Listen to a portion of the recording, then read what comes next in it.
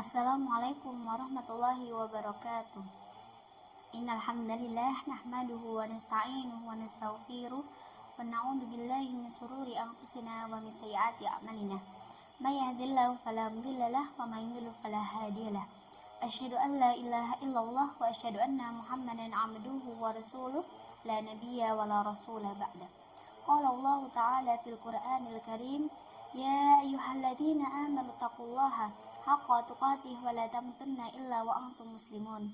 Ya ayuhan nas ittaqu rabbakum alladzi khalaqakum min nafsin wahidah wa khalaqa minha zawjaha wa batha minhuma rijalan katsiran wa nisaa'a wattaqullaha alladzi tasaaluna bihi wal arham innallaha kana 'alaikum raqiba.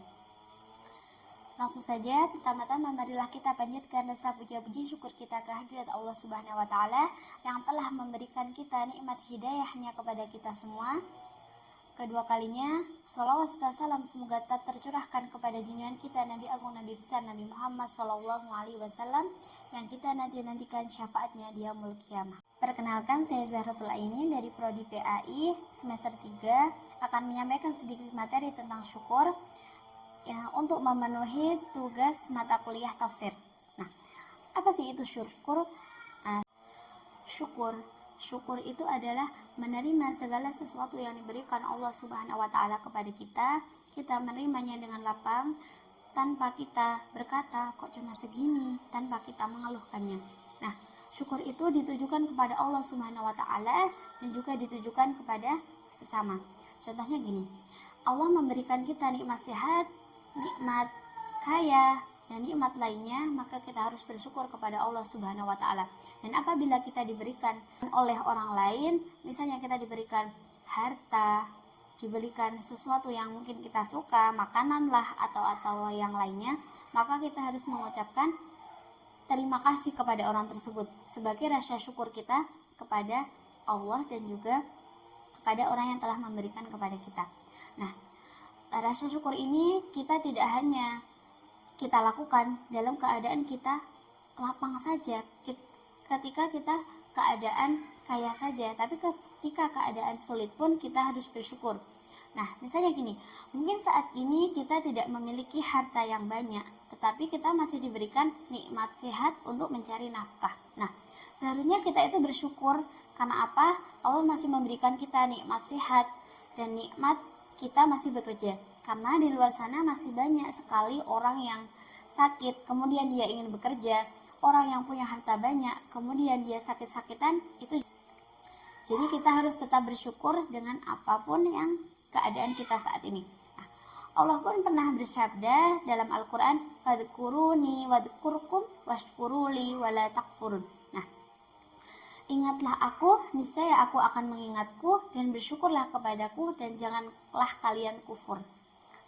Dalam ayat tersebut dijelaskan bahwa dalam keadaan apapun kita mengingat Allah Subhanahu wa taala, maka Allah akan mengingat kita, dan bersyukurlah atas nikmat yang diberikan Allah dan janganlah kalian kufur. Nah, kekufuran inilah yang akan mendatangkan banyak sekali dosa dan siksaan kepada seluruh manusia karena kita menjadi orang yang kufur.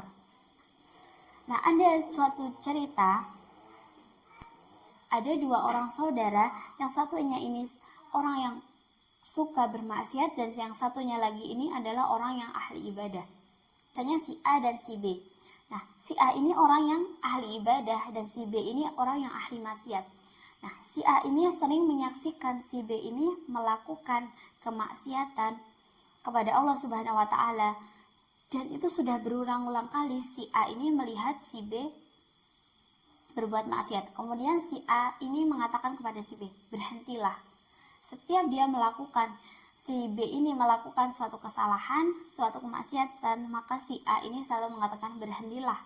Nah, kemudian karena saking mungkin sebel ya, karena kita setiap hari dibilangin gini, terus akhirnya si B ini mengatakan, apakah kamu itu Tuhan yang mengaturku dan selalu mengawasiku dengan apa yang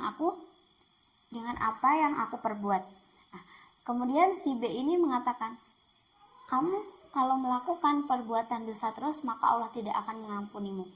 Padahal ya teman-teman, orang yang berbuat dosa, orang yang berbuat maksiat, kemudian dia menyesal dengan kemaksiatan tersebut, dengan dosa tersebut, maka dia mau bertaubat dan nasuhah, maka Allah Subhanahu wa taala akan menerima taubatnya dengan janji dia tidak akan mengulangi kesalahan tersebut. Nah, kemudian ketika sudah meninggal, keduanya ini sudah meninggal, maka Allah menyuruh malaikat membawa si B menuju surga. Kenapa Allah menyuruh si A masuk ke dalam neraka dan si B masuk ke dalam surga? Kenapa si A ini dimasukkan ke dalam neraka sedangkan B, si ahli maksiat ini dimasukkan ke dalam surga?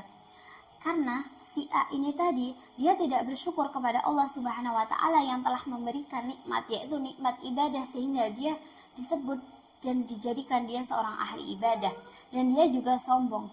Karena kesombongannya itulah dia masuk ke dalam neraka. Nah, kemudian si B, kenapa dia seorang ahli maksiat dan dia dimasukkan ke dalam surganya Allah Subhanahu wa taala?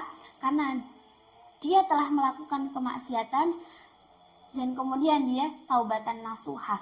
Dia bertaubat kepada Allah Subhanahu wa taala sehingga dia dimasukkan ke dalam surganya Allah Subhanahu wa taala.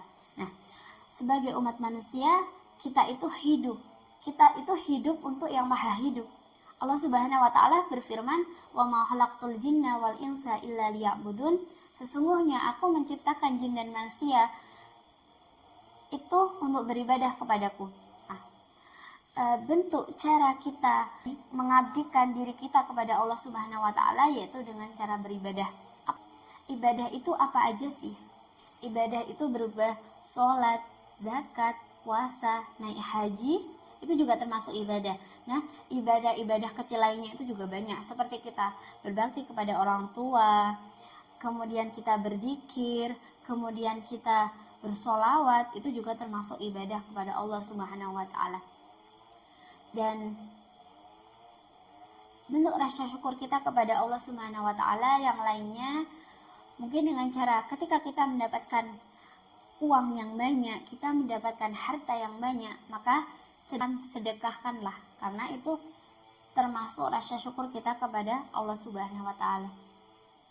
Rasa syukur itu bisa dengan hati, bisa juga dengan lisan, dan bisa juga dengan anggota badan. Misalnya dengan hati, ketika seseorang memberikan kita hadiah atau sebuah hal yang kita suka, maka kita mengucapkan alhamdulillah kepada kita. Kemudian dengan lisan, mungkin ada teman kita yang memberikan kita hadiah atau yang lainnya, maka kita mengucapkan terima kasih kepada orang yang memberikan itu kepada kita. Nah, kalau syukur dengan anggota badan, yaitu apabila kita diberikan nikmat sehat, nikmat kuat, maka kita berjalanlah ke majelis ilmu, berjalanlah kita ke tempat-tempat yang dimana kita dapat belajar darinya. Nah, itu merupakan rasa syukur kita kepada Allah. Dan apabila kita sudah bersyukur dengan apa yang diberikan oleh Allah Subhanahu wa taala, maka di hidup kita akan menjalaninya tanpa kita merasa berkeluh kesah dan menyerah. Nah, terkadang orang-orang itu merasa tidak bersyukur karena melihat orang lain, melihat tetangga kita, melihat orang yang di sekitar kita mungkin mendapatkan hal yang lebih dari yang kita punya. Nah, dan banyak orang juga yang merasa takut ketika dihina sama orang lain. Kita mendapatkan pekerjaan seperti ini, kita tidak kaya. Nah, sebenarnya teman-teman tahu, kalau kita dihina, kita diremehkan, kita direndahkan oleh orang di sekitar kita, kita seharusnya bangga. Karena apa? Pada saat itu Allah sedang mengangkat derajat kita dan mengampuni dosa-dosa kita. Nah, Umar bin Khattab radhiyallahu anhu pernah berkata, "Aku tidak pernah lelah dengan apa yang aku punya kemudian hilang dariku, karena aku tahu sesuatu yang akan menjadi milikku pasti dia akan tetap menjadi milikku. Dan aku tidak akan pernah risau dengan hal apa yang belum datang kepadaku, karena sesuatu hal yang akan menjadi milikku, dia pasti akan menemukan jalan menujuku." Nah, Jadi hikmah yang dapat kita petik dari kata-kata di atas adalah, sebagai manusia kita tidaklah perlu menjelaskan siapa diri kita kepada orang lain. Apa yang kita punya saat ini, maka bersyukurlah dengan apa yang kita miliki saat ini, dan kita tidak perlu iri dengan orang lain. Karena apa? Itu, kita tidak perlu menjelaskan siapa diri kita kepada orang yang mencintai kita, karena orang yang mencintai kita tidak membutuhkan itu. Dan kita juga tidak perlu menjelaskan siapa diri kita kepada orang yang membenci kita, karena orang yang membenci kita tidak akan percaya itu. Itulah perkataan Ali bin Abi Thalib. Mungkin cukup sekian yang dapat saya sampaikan. Ada kurang lebihnya saya mohon maaf. Akhirul kalam, billahi taufiq wal hidayah. Wassalamualaikum warahmatullahi wabarakatuh. Ila liqa.